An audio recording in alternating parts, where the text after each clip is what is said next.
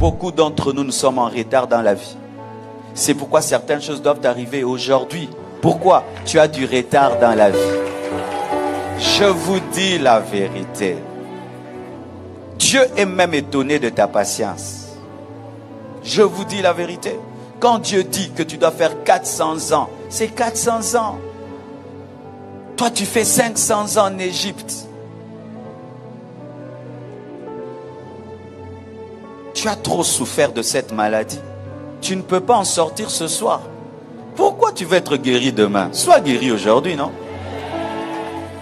Lâche ta béquille aujourd'hui. Qu'est-ce que tu vas en faire demain? Tu en as besoin? Mais lâche-la, non? Mais lâche ta béquille. Aujourd'hui. Aujourd'hui. Vous voyez maintenant? Lorsqu'on ramène la foi maintenant, c'est quand on sent qu'on est incrédule. Mais quand on dit tu lâcheras ta béquille, c'est facile à dire. Lâche-la maintenant. Là, il y a la foi.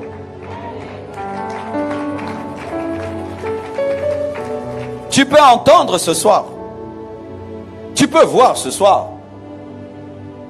Tu peux être féconde ce soir. Tu peux recevoir l'onction de ton ministère now. Tu peux entendre Dieu te donner une direction de ta vie maintenant. Pas même à la fin de la prédication, pendant que je prêche. Corneille n'a pas attendu la fin du message.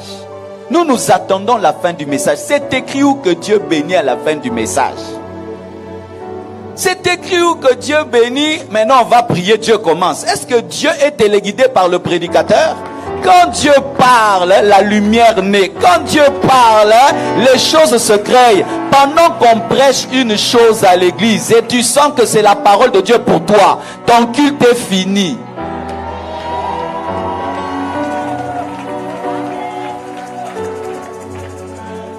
Quand un homme de Dieu prêche pendant 1 heure, peut-être au début c'est ta partie. Tout le reste n'est pas pour toi. Maintenant tout le reste n'est pas pour toi. Toi tu fais quoi maintenant? Tu cherches à vivre ce qu'il a dit au début. Je peux venir là, je commence à prêcher sur le mariage. Mais il y a beaucoup de gens qui sont déjà mariés. Les célibataires, c'est pour eux. Mais quelque part, j'ouvre une parenthèse. Ton enfant, c'est ton temps. Tu prends ça. Tu es malade. Il fallait déjà que tu sois guéri. Parce que j'ai déjà déclaré ta guérison.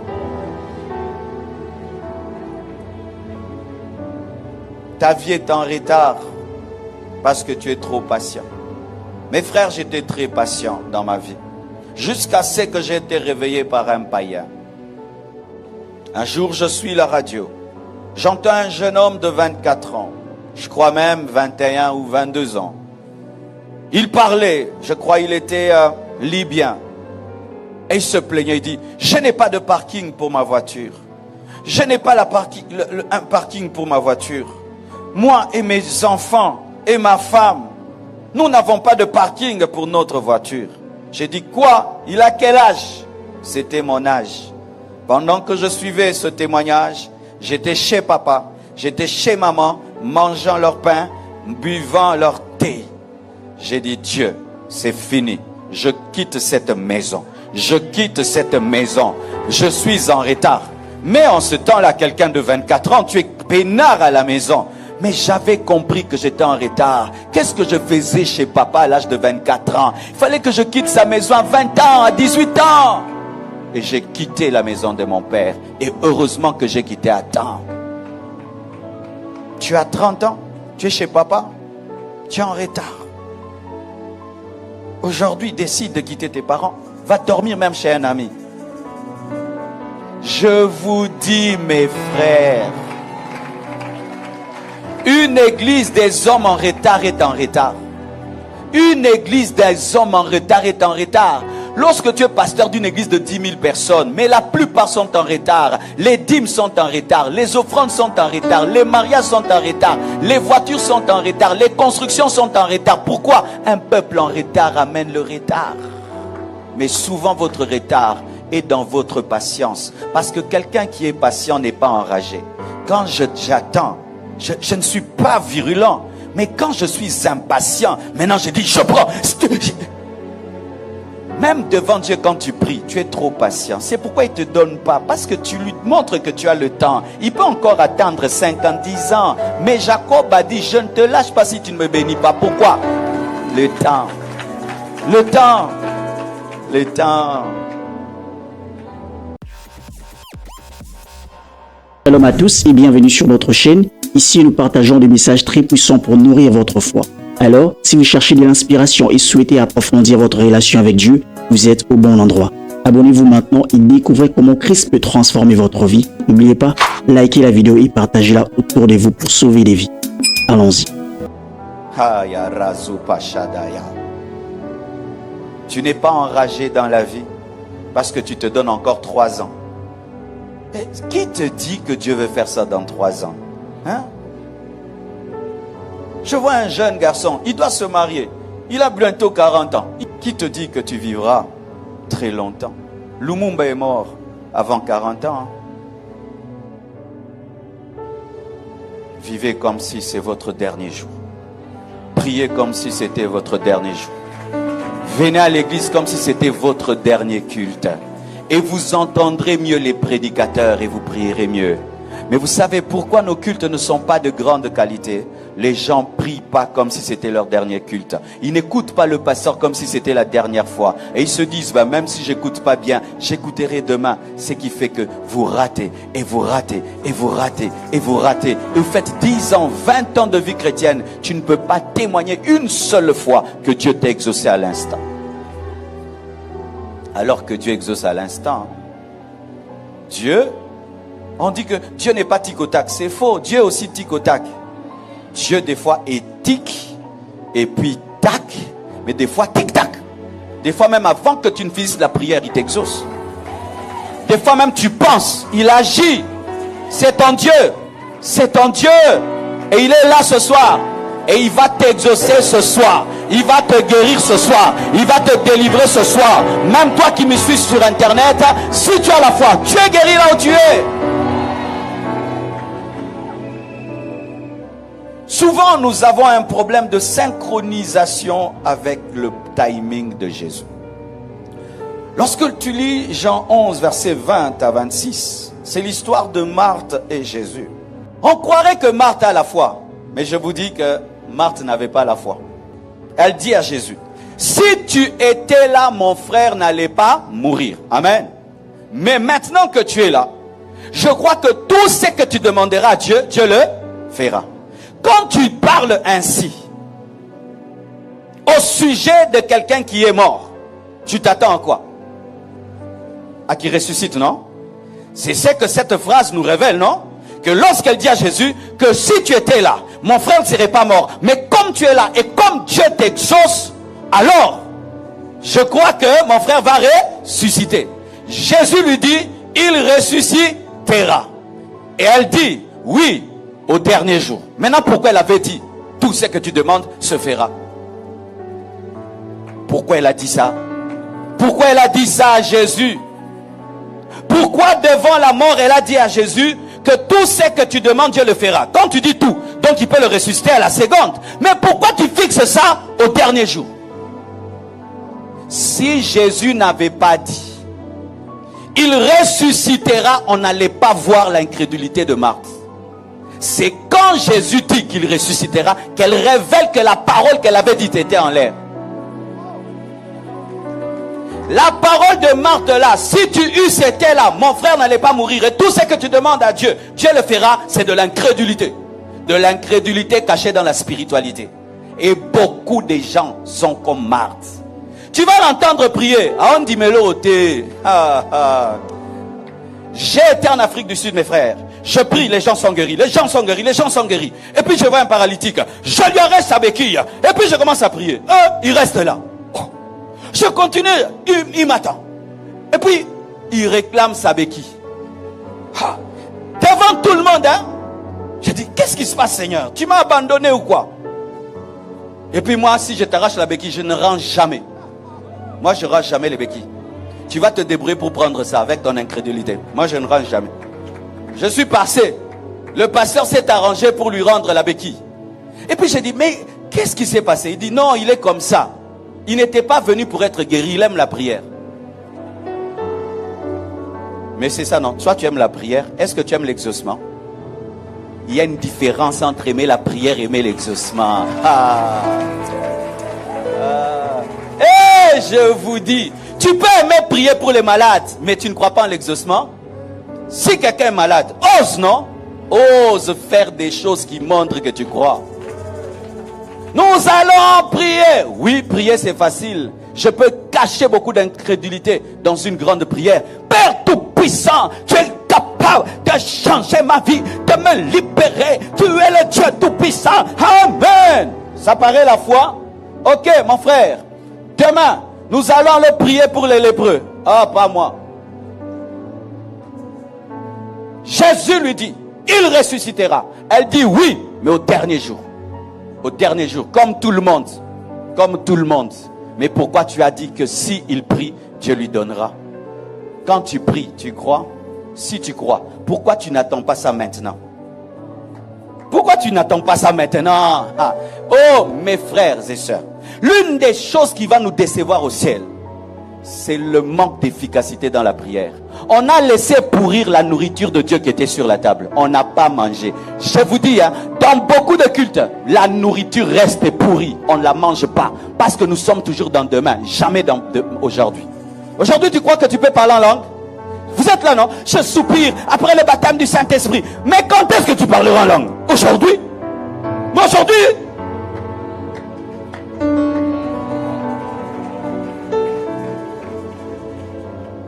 Et Jésus dit, il ressuscitera. Mais quand Jésus dit il ressuscitera, c'était dans le futur très proche. Jésus parlait d'aujourd'hui. Aujourd'hui il va ressusciter, mais dans quelques minutes. Mais elle était dans 1000 ans, 2000 ans. Jusqu'aujourd'hui d'ailleurs, c'est pas encore arrivé la résurrection de tous les morts. Ton problème avec Dieu, c'est que quand Dieu conjugue, tu conjugues mal.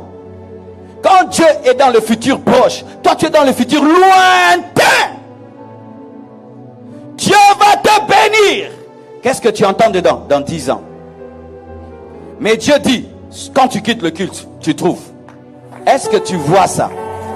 Est-ce que vous continuez à croire que tu finis le culte, tu rentres à la maison, tu trouves quelqu'un qui t'attendait? Le Seigneur m'a envoyé vers toi. Je ne sais pas, mais je sens que je dois t'engager. Est-ce que vous croyez de telles choses?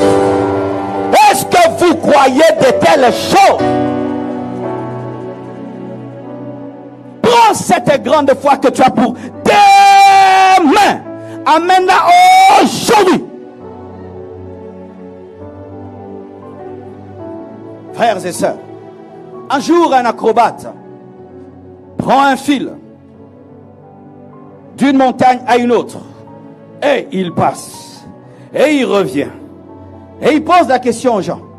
Est-ce que vous croyez que je peux traverser? Tout le monde dit oui, nous croyons, oui, nous croyons. Et il passe et il revient et puis il prend un vélo. Est-ce que vous croyez que je peux traverser un vélo? Oui, nous croyons. Mais d'autres disent, avec le vélo, ça devient compliqué. Les gens partent. Quelques personnes restent. Et ils partent. Et puis il dit, est-ce que vous croyez que je peux traverser avec un vélo, avec une chaise sur mes épaules? Tout le monde s'en va. Une personne reste. Oui, moi je crois. Et il traverse et revient. Et il dit, est-ce que vous croyez que je peux traverser avec quelqu'un ou sur mes épaules? La personne dit, oui, je crois. Ok, monte sur les épaules. Oh non, pas moi. C'est souvent ça l'église. Tu crois que Dieu exauce les prières aujourd'hui? C'est qui? Toi. C'est toi. Ton problème va avoir une solution maintenant. Maintenant. Arrête d'aimer ton problème. Débarrasse-toi de ton problème. Débarrasse-toi de ton problème. Débarrasse-toi de ton problème. Quand? Maintenant. Maintenant. Maintenant. Maintenant. Maintenant. Maintenant. Maintenant. Maintenant. Maintenant. Maintenant. Maintenant. Maintenant. Marosita kayandele boshaya. Oh, avant de venir ici, j'ai suivi un homme de Dieu que j'aime beaucoup ces derniers temps, Osborne. Il faut réécouter les anciens là. Il dit, moi quand je me tiens sur la chair, les démons partent.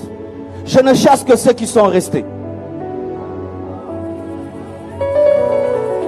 Lui il croit que quand il tient le micro, du coup les démons partent. Ceux qu'il chasse là, ce sont ceux qui sont restés. Mais le 3/4 était déjà parti. L'entendement. Ta vie dans le futur n'est pas à toi. Mais 7 secondes est à toi. 7 minutes est à toi.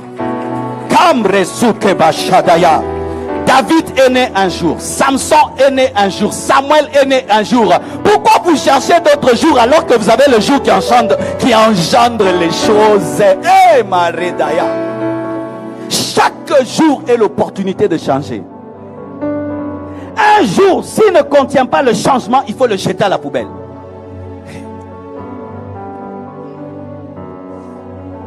Oui, on peut vivre une année, mais on ne vivra qu'à 2 jours. Que jour Dieu a créé. Même le 7e jour, il a créé le repos pour être un modèle pour toi. Mais tu viens à un culte. Comment était le culte? Ouais. Comment était la parole? Ouais. Combien de cultes tu as vécu comme ça? 365 cultes. Une année perdue.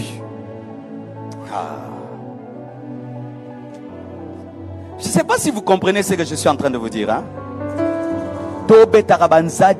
Na vie chrétienne. Jésus est là. Il est même étonné de votre incrédulité. Et il ne fait rien. Il dit, oh, ils ont prié mais n'ont pas cru que j'allais le faire. Ok, attendons demain ils auront la foi. On prie. Et puis il veut donner. Non, Dieu, dans 10 ans, la patience d'Abraham, 25 ans. Hey, mais nous on ne vit pas longtemps comme eux. Hein? Toi tu as des patiences d'Abraham de 25 ans. Alors que toi tu vas mourir à 70 ans. Est-ce que lui-même avait fixé ça?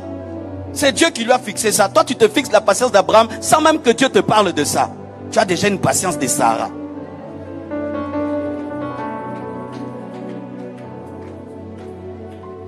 Tu risques de mourir avec les promesses de Dieu. Tu risques de mourir avec un Dieu vivant, mais que tu n'as jamais vu. Parce que tu es un incrédule. Toute ta foi, c'est demain, et demain, et demain, et demain, et demain. Tu es comme Marthe. La résurrection est là, mais tu l'annonces pour le futur. Alors que celui qui va rester dans le futur est déjà dans le présent. C'est pourquoi Jésus lui dit, je suis, pas je serai, je suis. Arrête de mettre les choses demain. Je suis, conjugue maintenant.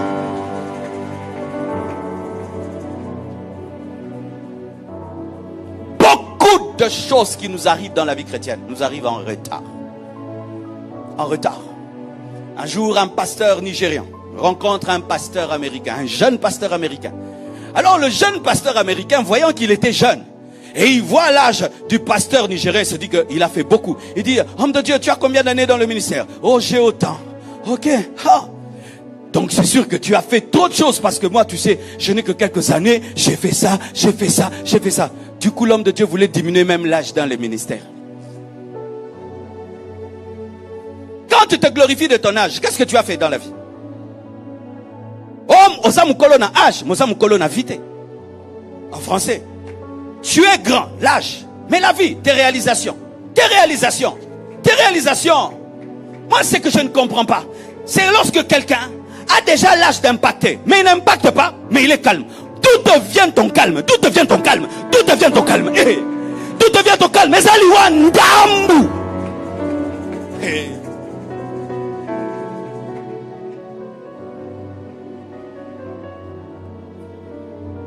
Un homme trop patient, au-delà du plan de Dieu, et à demi-mort.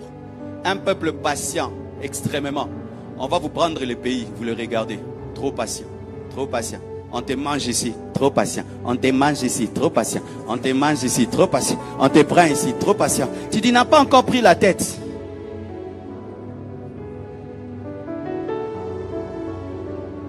Il y a aussi la sainte colère. Un homme impatient devient colérique. Tu regardes, oh, ça c'est quoi cette vie-ci? Parce que certains, il faut que vos yeux s'ouvrent, hein, pour que vous voyez vraiment vos vraies vies. Parce que tu es en amnésie. Tu es endormi. Tu es comme anesthésié. Quand tu te rends compte, tu dis, 10 ans dans la vie chrétienne. Ça, non. Père, tu changes ma vie. Haïti Nabala est entré dans un jeûne. Il a dit, je quitte ce jeûne que si tu m'apparais. Il est même tombé presque mort dedans. Jésus lui est apparu, il a changé sa vie. Pourquoi? Il n'avait pas le temps à perdre dans un ministère sans puissance. Change Je prie que Dieu te donne une sainte colère, une sainte colère, une sainte colère, une sainte colère, une sainte colère.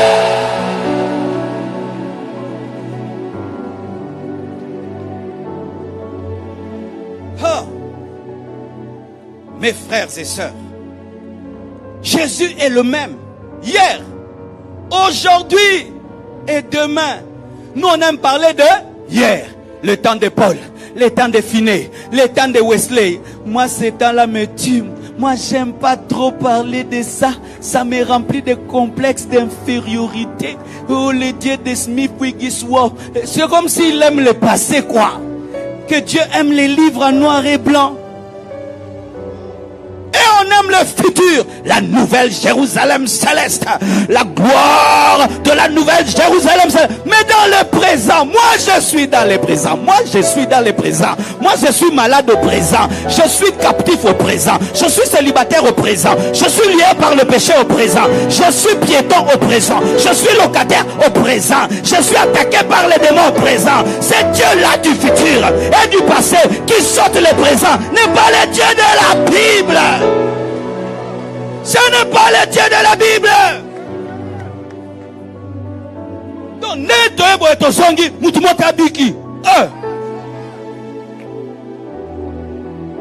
hey, on prêche la guérison, on prêche la guérison. Que Dieu vous bénisse.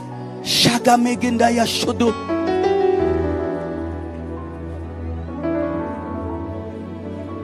Aujourd'hui, Dieu cherche un peuple qui prie et qui croit que Dieu entend. Aujourd'hui, Dieu cherche un peuple qui prie et qui croit que Dieu agit. Mes frères, dernièrement, il y a une maman qui a corrigé ma théologie. On était là, on a fait la fête des âmes pour recevoir les nouveaux venus. Et nous, on mangeait, il y avait des théâtres, on riait. Pendant qu'on mangeait là, une maman vient me dire, elle dit, papa, tout ce que tu as dit là, j'ai rien entendu. Je suis sourde, j'entends rien. J'ai perdu l'appétit. Je lui ai imposé les mains. J'ai dit, maman, ça va. Elle est partie. Mais elle n'était pas guérie parce que j'étais dans ma théologie là. Aujourd'hui, ce n'est pas le jour de guérison. C'est le jour de l'agapé. Frère, tu es dans ta fête en train de danser. Puis je te dis,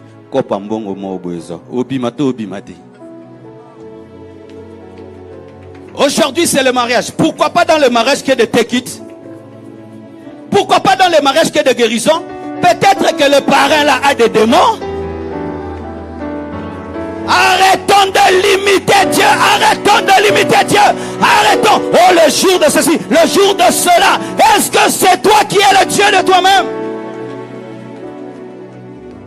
La même femme revient dans un culte où je m'étais préparé et j'avais cru. La même femme a témoigné. J'ai entendu. Donc elle pouvait entendre le jour de la gapé. Qui a retardé sa guérison? Moi, ce n'est pas Dieu.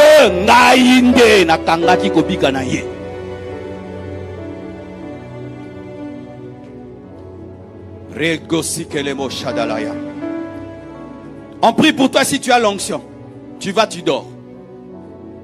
Non, j'attends maintenant quand pasteur, apôtre Dalo et combiné avec pasteur Marcelo vont prier pour moi. Là, j'ai reçu. C'est pourquoi vous avez des onctions que vous n'utilisez jamais. Jusqu'à ce que l'onction pourrit et ça fait des couches, ça devient la graisse.